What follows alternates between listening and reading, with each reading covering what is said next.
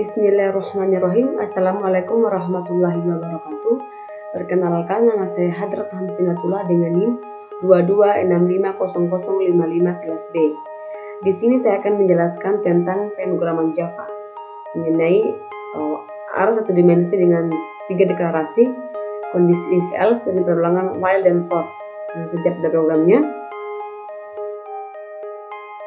Oke, pada program pertama di sini saya menggunakan array satu dimensi dengan deklarasi pertama.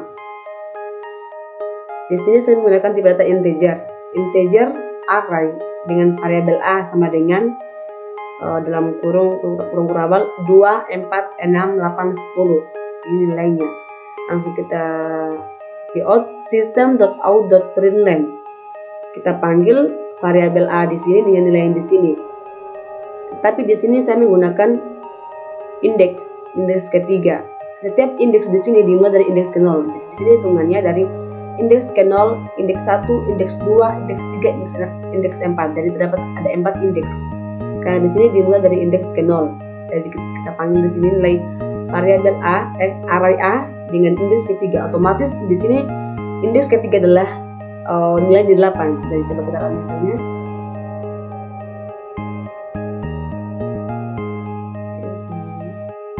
Oke, di sini hasilnya 8. Selanjutnya di sini kita masuk pada array satu dimensi dengan deklarasi kedua. Kemudian di sini masih sama, di sini saya masih menggunakan integer array dengan variabel a. Di sini ada tambahan new integer dengan indeks 5. Kita masukkan jumlah indeks yang kita akan masukkan. Indeks di sini 5. Dengan jumlah indeksnya. Jadi di sini langsung kita inputkan nilainya. Misalkan di sini array a dengan indeks ke 0 sama dengan nilainya 2. Array a indeks pertama hasilnya 4.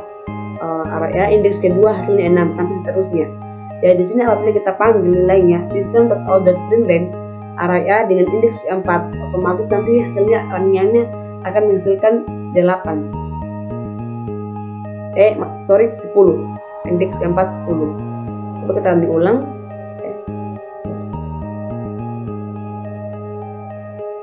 Misalkan di sini saya ganti menggunakan indeks ke 1. Otomatis di sini nilainya akan menghasilkan 4. Running.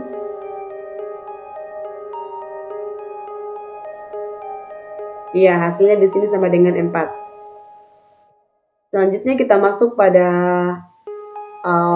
array yang terakhir, deklarasi array yang ketiga. Ya. Di sini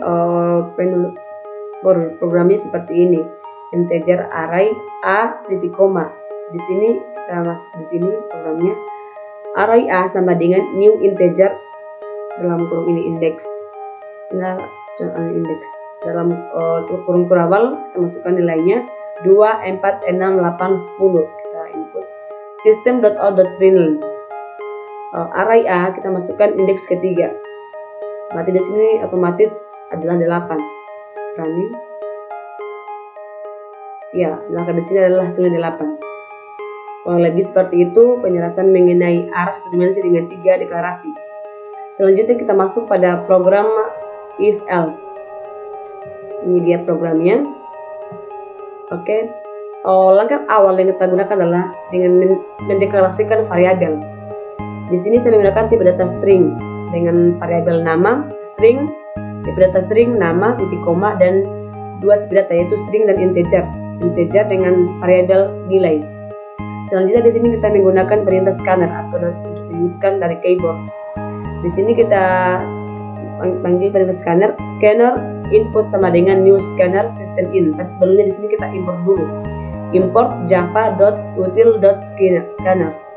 Selanjutnya di sini untuk menginputkan nilai hasilnya nanti kita masukkan perintah system.out.print. Masukkan nama mahasiswa, nama yang akan kita inputkan nanti agar pas di output. Nama di sini kita ambil dari variabel di sini, variabel string di sini. Nama sama dengan input dengan dari sini scanner di sini.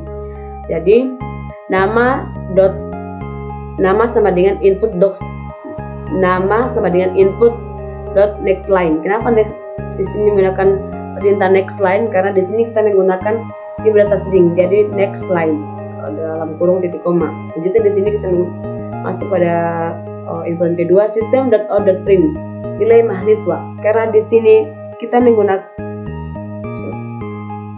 nilai.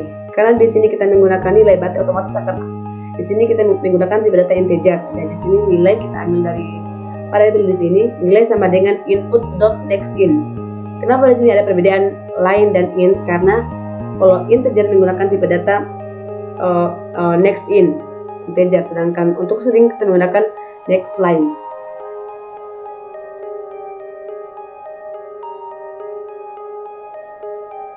Oke, selanjutnya di sini kita masuk pada kondisi struktur kondisi if else. Oke, di sini if nilai lebih besar sama dengan 80. Maksudnya di sini apabila nilai yang kita inputkan nanti hasil lebih besar sama dengan 10, maka outputnya akan menghasilkan nilai A. Jadi di sini if nilai yang akan kita inputkan lebih besar sama dengan 80, jadi otomatis nanti kita inputkan hasilnya nilainya A. Jadi kita masuk pada kondisi kedua, else if nilai apabila nilai yang kita inputkan lebih besar sama dengan 70, maka akan menghasilkan nilai B. Pada kondisi ketiga di sini apabila nilai yang kita inputkan lebih besar sama dengan 60, maka akan menghasilkan nilai C. Seperti ini juga apabila pada kondisi keempat, apabila nilai yang kita inputkan lebih besar sama dengan 50, maka nilainya adalah nilai D. Dan apabila nilai yang kita inputkan tidak ada dari poin-poin di sini, maka nanti nilainya adalah E atau tidak lulus. Menunjukkan dengan tersendiri. Ya, itu tadi. Ini penjelasan mengenai if else if. Jadi intinya seperti itu nilai. Oke, supaya lebih jelas keterangan hasilnya. Oke, di sini kita masukkan nama mahasiswa sesuai dengan perintah yang kita kerjakan tadi menggunakan keyboard address. Misalkan di sini saya masukkan nilai mahasiswa adalah 70, otomatis nilainya adalah B. Ya, nilai B. Kita terang ulang. Nilai misalkan saya masukkan di sini 60, ya otomatis nilainya adalah C. Nilai C. Ya, itulah tadi penjelasan mengenai if else. Selanjutnya di sini kita masuk pada pemrograman while. Perulangan while. Kita masuk pada pemrograman perulangan while. For. Oke, di sini saya menggunakan juga perintah scanner. Jadi di sini kita import java.detail.scanner untuk mendeklarasikan perintah scanner dan ketik di sini scanner sama dengan variabel input sama dengan new scanner system.in. Oke, di sini saya menggunakan integer dengan integer awal, menggunakan tipe data integer karena untuk menginput angka-angka, jadi kita menggunakan tipe data integer awal dan integer akhir. Langsung kita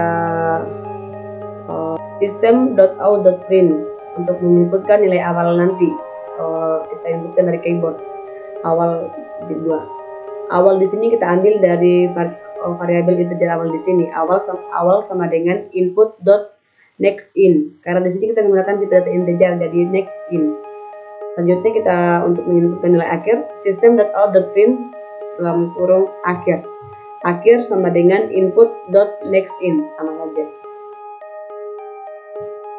Oke, di sini langsung saja kita masuk pada pengulangan for integer a sama dengan awal, titik koma, a lebih kecil sama dengan akhir, titik koma, increment a plus plus.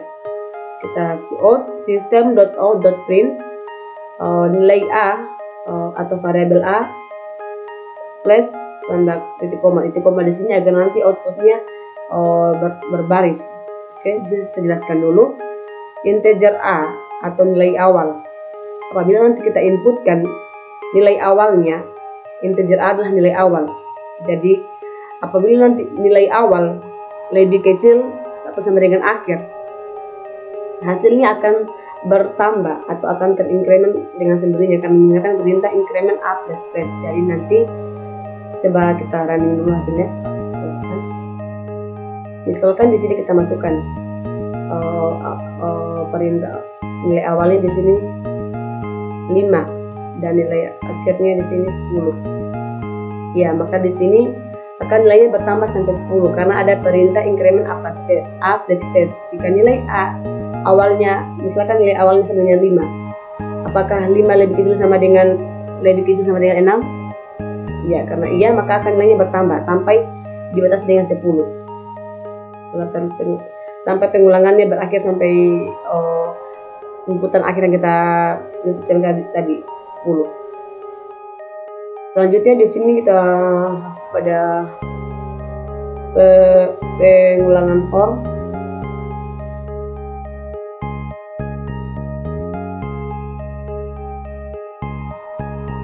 Oke, ini dia pengulangan while.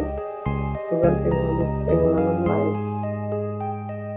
Oke, di sini saya masih menggunakan juga tipe data integer dan menggunakan perintah scanner. Integer awal, koma, akhir titik koma. Scanner input new scanner. Kita inputkan system.out.print nilai awal input dot next in. System.out.print nilai akhir, sama saja seperti penjelasan before tadi. Tinggal di sini perbedaannya. Integer a sama dengan awal. Langsung kondisi while a di sini kita ambil dari nilai awal di sini, variabel a di sini. Apabila nilai a atau nilai awal yang kita inputkan nanti lebih kecil sama dengan akhir, maka akan ada perintah system.out.print akan menginputkan nilai a. Nilai A-nya. Maka di sini ada perintah increment a plus plus, maka nilai akan kita inputkan akan bertambah. Sedangkan perintah untuk system.out.print di sini agar nanti hasil boolean suksesnya berada di bawah, bukan di samping. Di sini saya menggunakan perintah print, bukan println, karena nanti agar hasil inputannya outputnya berada di samping. Coba kita running. Oke, di sini misalkan nilai awalnya sama dengan 10 dan nilai akhirnya sama dengan 15. Running, maka otomatis nilainya akan terincrement juga sampai seterusnya sampai batas nilai akhirnya 15. Karena ada perintah increment a plus plus. Kurang lebih seperti itu. Itulah tadi program yang dapat saya jelaskan. Mohon maaf apabila ada kesalahan. Wabillahi taufiq wal hidayah. Wassalamualaikum warahmatullahi wabarakatuh.